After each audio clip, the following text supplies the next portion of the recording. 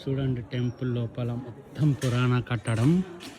బాబా ఇలాంటి ప్లేసులు విజిట్ చేసినప్పుడు ఏదో జన్మలా చేసుకున్న సుకృతం అనిపిస్తుంది. భయ్యా ఎట్లయింది భయ్యా దర్శనం?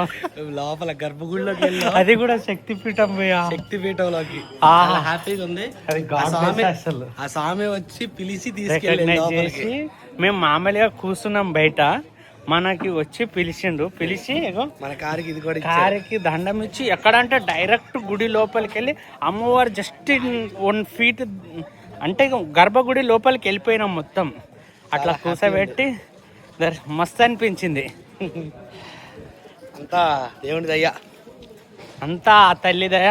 అంతే అంతే, ఆమె పిలిపించుకుంది, దర్శనం ఇచ్చింది.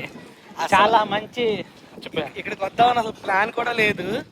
మేము పూరి వెళ్ళిపోతాం డైరెక్ట్ అనుకున్నాం, కానీ ఏదో కొంచెం సమ్ డిసప్పాయింట్మెంట్ వెంటనే ఇటు తిరిగాను.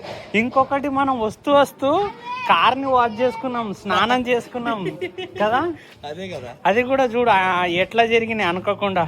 అన్ని ఏది జరిగినా మనం మంచికే కదా. అంతే. ఉంటాం అలా.